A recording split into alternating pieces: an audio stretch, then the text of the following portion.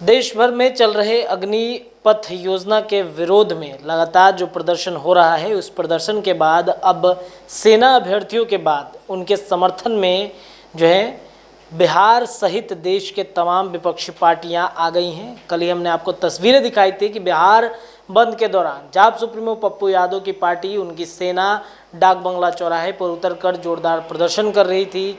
दूसरी जो तस्वीर हमने दिखाई चिराग पासवान की, वो मौन पदयात्रा कर रहे थे, राजभवन की तरफ जा रहे थे, राज्यपाल को ज्ञापन सौंपने जा रहे थे कि अग्निपथ योजना को केंद्र सरकार वापस ले।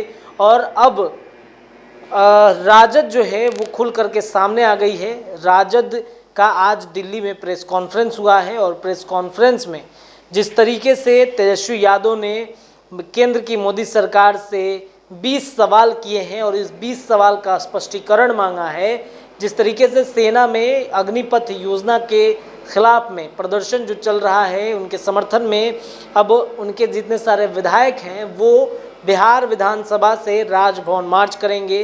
22 तारीख को यानी 22 जून को बिहार विधानसभा से उनके सारे विधायक यानी तेजस्वी यादव ने ऐलान किया है कि 22 जून को पैदल मार्च जो है उनके विधायक करेंगे महागठबंधन के, और राज्यपाल को ज्ञापन सौंपेंगे कि इस योजना को वापस ले लिया जाए। जिस तरीके से प्रदर्शन हो रहा है, हिंसक प्रदर्शन हो रहा है, सेना में 4 साल नौकरी के बाद रिटायरमेंट के सवाल को लेकर के अब उनकी जो लड़ाई है वो राजनीतिक दल के साथ आ गई है।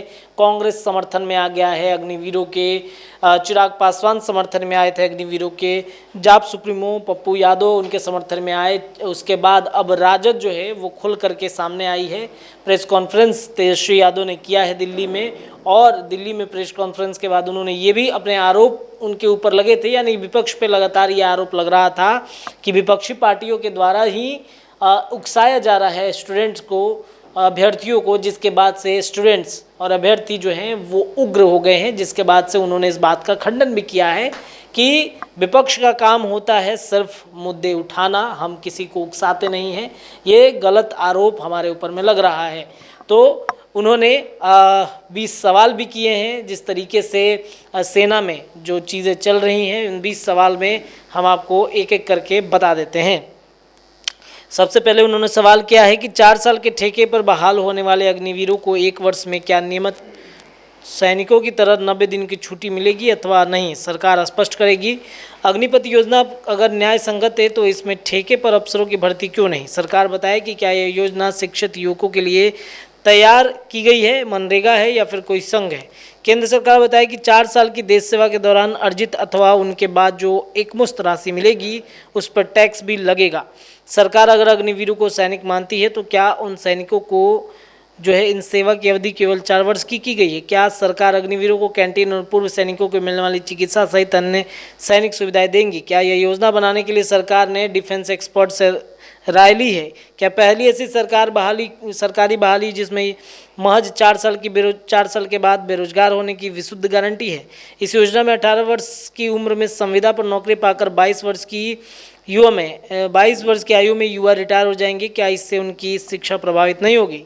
विशेषज्ञों का मत है कि शस्त्र प्रशिक्षण प्राप्त एक बड़ी आबादी के 22 वर्ष की अल्प आयु में रिटायर एवं फिर से बेरोजगार होने से क्या देश में विधि व्यवस्था संबंधित समस्या उत्पन्न नहीं होगी। वन रैंक वन पेंशन की बात करने वाली सरकार आखिर नो रैंक नो पेंशन पर आकर क्यों रुक गई। सेना में प्रतिवर्ष 50 से 60 हज़ार सैनिक रिटायर होते हैं। पिछले 30 साल में 1.5 लाख से अधिक सैनिक रिटायर हो चुके हैं और एक भी भर्ती नहीं निकली है।